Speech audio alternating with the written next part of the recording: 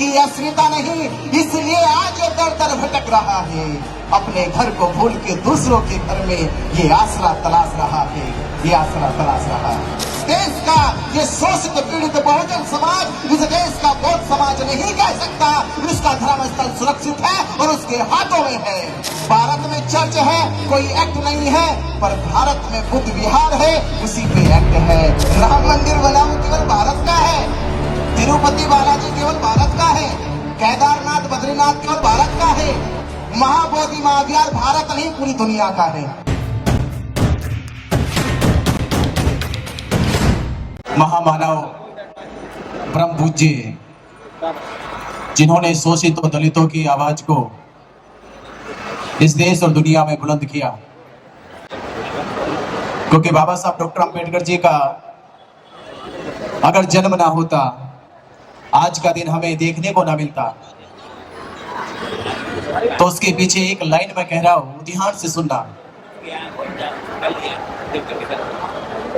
कि लूटी संस्कृति हमारी दासहीन बनाया था। आज अब जो खुशियां मना रहे हो, आज हमारे जीवन में जो खुशियां हैं, जो हर्षोल्लास से पूरे देश और दुनिया में परम पूज्य बाबा साहब डॉक्टर अंबेडकर जी की जन्म जयंती मनाई जा रही है।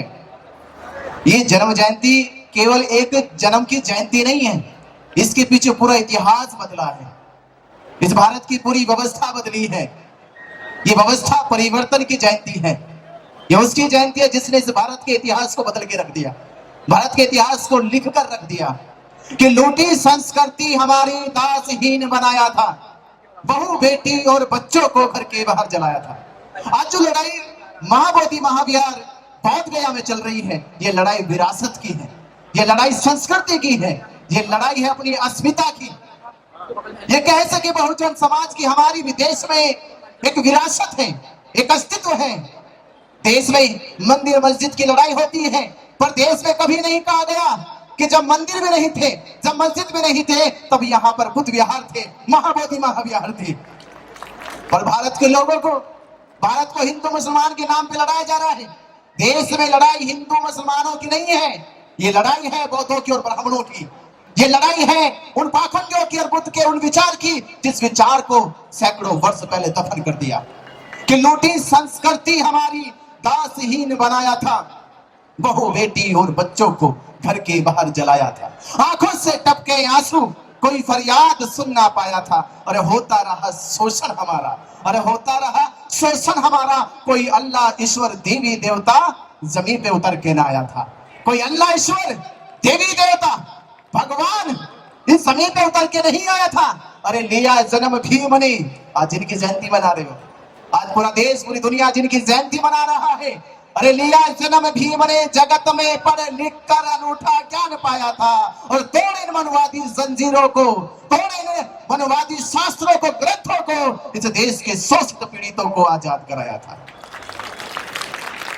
ये आजादी का पर्व मना रहे हो आप, ये आपके जीवन की आजादी का पर्व है। ये आजादी का पर्व क्यों मिला? क्योंकि इसकी पहली लाइन है, लोग की लूटी संस्कृति हमारी। कोई समाज कब गुलाम बनेगा, कैसे गुलाम बनेगा? कि जब उसके शिक्षा छीन ली जाए, जब उसके संस्कार छीन लिए जाए, जब उसकी संस्कृति छीन ली जाए, जब उसकी सभ्यता को नष्ट कर दिया जाए, तब जाकर कोई समाज गुलाम हो जाता है। ये समाज सदियों सदियों से अपनी शिक्षा से वंचित रहा, अपने संस्कारों से वंचित रहा, अपनी संस्कृति से भूलकर ये दूसरों की संस्कृति में घुल मिल गया। इसकी सभ्यता नहीं, इसकी विरासत नहीं, इसकी अस्मिता नहीं, इसलिए आज ये दर दर भटक रहा है। अपने घर को भूल के दूसरों के घर में ये आसरा तलाश रहा है, ये आसरा तलाश रहा है। तो आज बाबा साहब अम्बेडकर की जयंती में बाबा साहब अम्बेडकर जी ने कहा था कि बाबा साहब अम्बेडकर ने जब 13 अक्टूबर 1935 को नासिक के एक सभा में घोषणा कर दी। बाबा साहब अम्बेडकर जी को 1935 में यह समझ आ गई कि मेरा जन्म इस गली सड़ी व्यवस्था में हुआ जिसका नाम हिंदू धर्म है। मेरा जन्म इस गली सड़ी व्यवस्था में हुआ जिसका नाम हिंदू है। ये मेरे बस की बात नहीं थी, पर मैं इसमें मरूंगा नहीं, मैं इसमें आज के बाद जीऊंगा नहीं, ये मेरे बस की बात है। ये व्यवस्था का परिवर्तन हुआ, ये 1935 में हो गया। बाबा साहब ने बता दिया ये हमारी व्यवस्था नहीं है, ये हमारी संस्कृति नहीं है। हमारी संस्कृति है जो बाबा साहब डॉक्टर अंबेडकर ने 14 अक्टूबर 1956 में नागपुर की दीक्षा भूमि में अपने साथ लाख अनुयायियों के साथ धम्म की दीक्षा ली थी। इस देश और दुनिया को बताया था कि हमारी विरासत, हमारी संस्कृति, हमारी सभ्यता ये है। और समाज 56 से अब तक बाबा साहब ने तो संस्कृति को इशारा कर दिया। मुसलमान इस दुनिया में फक्र से कह सकता है कि उसका, मुसलमान दुनिया में फक्र से कह सकता है कि उसका धर्म स्थल सुरक्षित है और उसके हाथों में है। मुसलमान कह सकता है, ईसाई कह सकता है, ईसाइयों का धर्म स्थल सुरक्षित है और उसके हाथों में है। सिख कह सकता है उसका धर्म स्थल सुरक्षित है और उसके हाथों में है। हिंदू कह सकता है कि उसका धर्म स्थल सुरक्षित है, उसके हाथों में है। पर इस देश का ये शोषित पीड़ित बहुजन समाज, इस देश का बौद्ध समाज नहीं कह सकता इसका धर्म स्थल सुरक्षित है और उसके हाथों में है। ये कह पाओगे? कह सकते हो? कैसे फक्र से कहोगे? और जब हम ये नहीं कह सकते तो फिर हमारा जीवन का क्या अस्तित्व है, क्या वजूद है, क्या वजूद रह गया हमारा? जिसमें मैं कहता हूं कि अगर समाज अपनी संस्कृति सभ्यता को नहीं बचा सकता तो जीवन में उसके जीने का क्या अस्तित्व बच गया?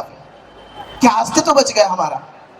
क्योंकि एक समाज की, एक मानव समाज की पहचान उसका अस्तित्व, उसका इतिहास, उसकी संस्कृति में लिखा जाता है, उसकी सभ्यता में लिखा जाता है। अगर वो ही नहीं रहेगी, वो ही हम नहीं बचा पाएंगे तो हम किसकी लड़ाई लड़ रहे हैं? बाबा साहब अम्बेडकर ने कहा शिक्षित बनो। किसने शिक्षित बनो? जब शिक्षा अर्जित करते हो, जब शिक्षा ग्रहण करते हो तो आपको पुस्तकें पढ़ने को मिलती है, इतिहास पढ़ने को मिलता है, संस्कृति पढ़ने को मिलती है। और शिक्षित होने के बाद आप अपनी संस्कृति को ना जान सके, संस्कृति को ना बचा सके तो कैसे शिक्षित हुए, कैसे समझदार हुए?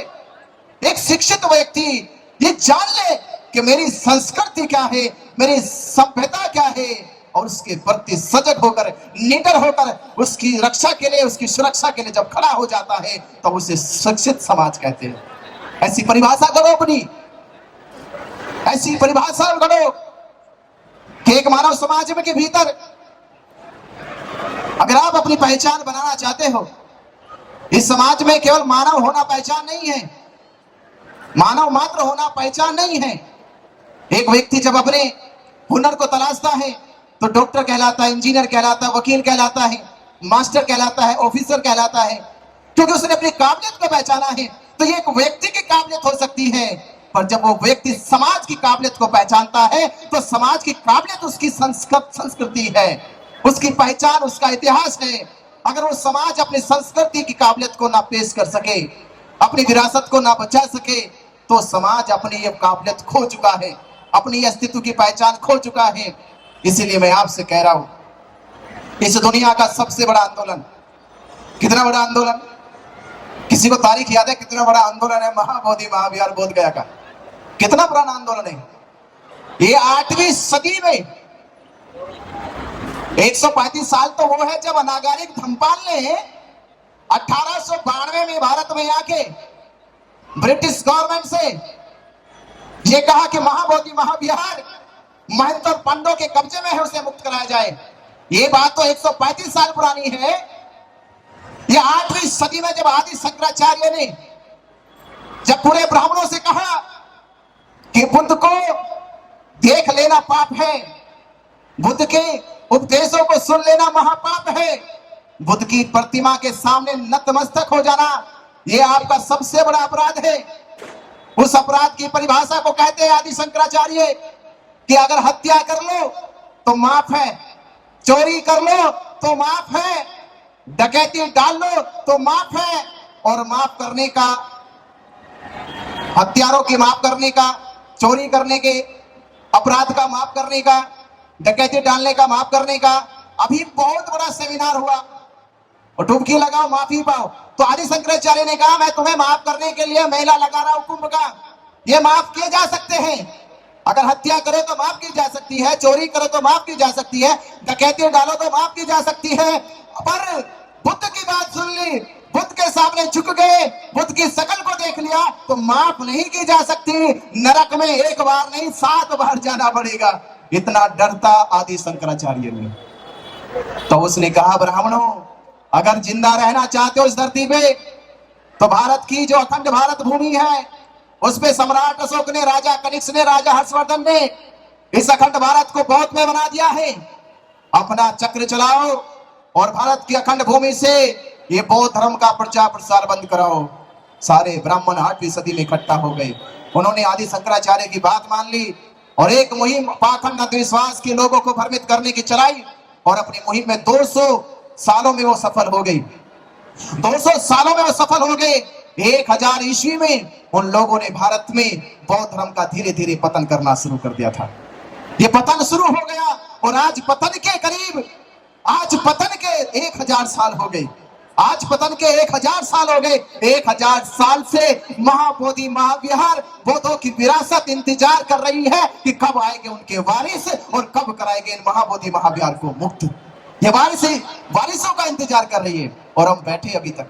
संविधान लागू हो गए, संविधान देश में लागू किया गया और जब संविधान लागू किया गया तो संविधान के अनुच्छेद 13 में लिखा गया कि संविधान से पहले जो कानून है, अगर संविधान के अनुसार वो सही पाए जाते हैं, संविधान के अनुच्छेदों का उल्लंघन नहीं करते तो वो लागू किए जाएंगे।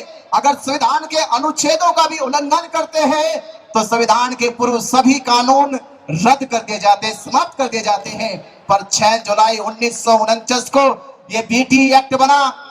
ये बीटी एक्ट क्या है, मैं आपको एक जानकारी दूं कि भारत में मस्जिद है पर कोई एक्ट नहीं है, भारत में मंदिर है कोई एक्ट नहीं है, भारत में गुरुद्वारे हैं कोई एक्ट नहीं है, भारत में चर्च है कोई एक्ट नहीं है, पर भारत में बुद्ध विहार है उसी पे एक्ट है। इसका मतलब ब्राह्मणों को ना तो मस्जिद से इतना भय था, ना मंदिर से इतना भय था, ना गुरुद्वारों से इतना भय था, जितना बुद्ध विहार के बुद्ध मंदिर से, बुद्ध की ज्ञानस्थली से भय था। उसने पहले उसी पे षड्यंत्र कर दिया। तो बीटी एक्ट 1949 में बनाया गया और संविधान जब 26 जनवरी 1950 को लागू हुआ तो संविधान ने कहा कि रद्द कर देना चाहिए, समाप्त कर देना चाहिए, पर समाप्त नहीं किया गया। इसका मतलब जबरन जबरदस्ती ब्राह्मणों की बात को माना गया, संविधान का उल्लंघन किया गया और संविधान का उल्लंघन करने का मतलब है कि वो देशद्रोही है।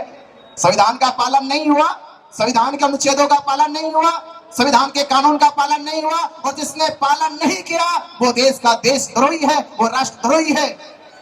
पर पालन ना करने के बाद भी वो खुलेआम घूम रहे हैं और तब से लेके अब तक 76 साल हो गए। 76 सालों में हम लोगों ने अपनी विरासत को नहीं बचाया। आंदोलन हुए, आंदोलन को समाप्त कर दिया गया, कमजोर कर दिया गया, उन्हें बेबस कर दिया गया, लाठी बरसाई गई, जेल भेजे गए, मुकदमे लगाए गए। तो ये 135 साल से एक आंदोलन चल रहा है। पर इससे 135 साल में देश की सरकार को, देश की संस्थाओं को, देश के बौद्ध समाज को, बहुजन समाज को अब तक ये होश नहीं आया कि बौद्धों की भी कोई विरासत है, कोई अस्मिता है, कोई सम्मान है। कैसे कहोगे आप? हम बैठे रहते हैं, हम कहते हैं कि भारत में बौद्धों का प्रचार प्रसार कम होता है। क्यों होता है कम? क्यों कम होता है? इसलिए कम होता है कि महाबोधि महाविहार दुनिया का ऐसा ज्ञान स्थली है, ज्ञान का प्रतीक है, शांति का प्रतीक है। अरे राम मंदिर भारत का मंदिर है, केवल राम मंदिर बना वो केवल भारत का है। तिरुपति बालाजी केवल भारत का है, केदारनाथ बद्रीनाथ केवल भारत का है। महाबोधि महाविहार भारत नहीं पूरी दुनिया का है। आप ऐसे महाविहार की लड़ाई लड़ रहे हैं जो पूरी दुनिया का है और पूरी दुनिया का केवल दुनिया का नहीं